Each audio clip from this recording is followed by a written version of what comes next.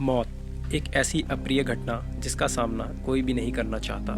कोई नहीं चाहता कि उसके साथ ऐसा कुछ हो जाए जो उस व्यक्ति विशेष या उसके संबंधियों के लिए बुरा हो।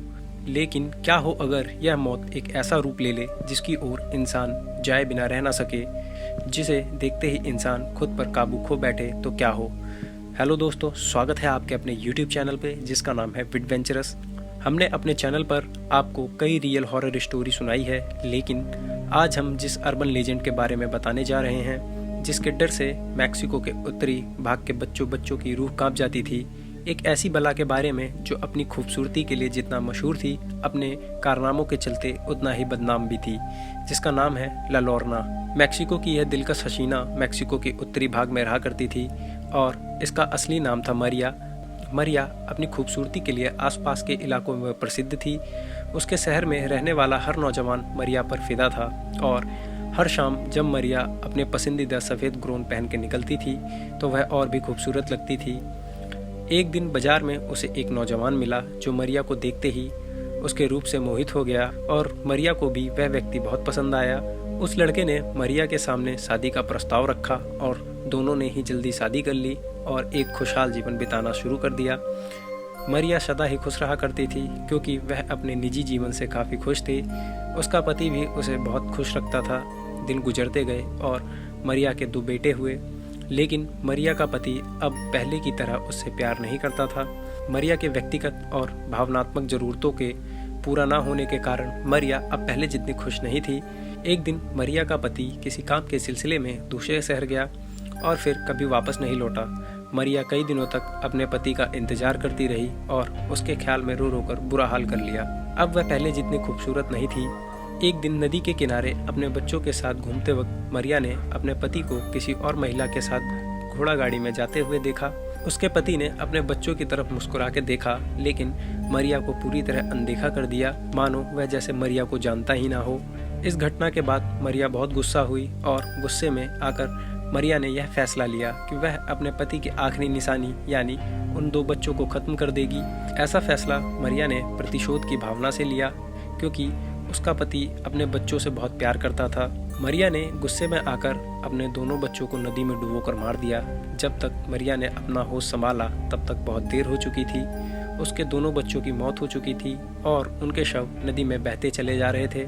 मरिया ने एक बार अपने बच्चों को नदी से बाहर निकालने की कोशिश की, लेकिन नदी का प्रभाव ज़्यादा होने के कारण उसके बच्चे नदी में बह गए। मरिया को अपने किए पे बहुत अफसोस हुआ और अपने किए पे शर्मिंदा और दुखी होने के कारण कुछ ही दिनों बाद मरिया की भी मौत हो गई।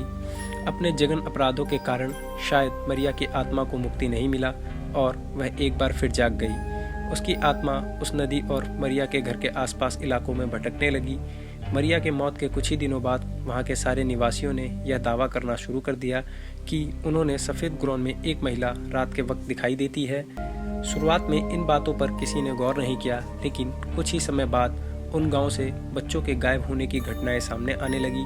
साथ में ऐसे लोगों की संख्या में भी यह चर्चा होने लगा जो कह रहे थे कि उन्होंने एक सफ़ेद ग्रोन वाली महिला को देखा है जो अक्सर नदी के पास बैठी रोती रहती है। उसके रोने की आवाज़ में दुख भी है और एक अजीब सा डरा देने वाला भय भी। कुछ लोगों ने बताया कि अगर कोई उस रोती हुई महिला के पास जाता है तो वह महिला अचानक गायब हो जाती है, लेकिन उसके रोने की आवाज़ फिर भी आती रहती है और वह आवाज़ इतनी भयानक होती है कि अगर कोई उस आवाज़ को सुन ले तो उसके कानों में वह आवाज़ काफ़ी दिनों तक गूंजती रहती है। कुछ ही दिनों में एक और बच्चे की गायब होने की घटना आई और गांव वालों को नदी के दूसरे किनारे पे अलेंजादो नाम का एक 15 साल का बच्चा अचेत हालत में मिला। होश आने पर बच्चे ने जो गांव वालों को बताया, उसे सुनकर हर किसी के होश उड़ गए। अलेंजादो ने बताया कि वह नदी के किनारे बैठा था तो उसने देखा एक सफ़ेद ग्रोन पहली महिला अचानक रोते हुए नदी के पानी से बाहर निकली और उसका चेहरा काफ़ी डरावना था और उसके रोने की आवाज़ बहुत खौफनाक थी।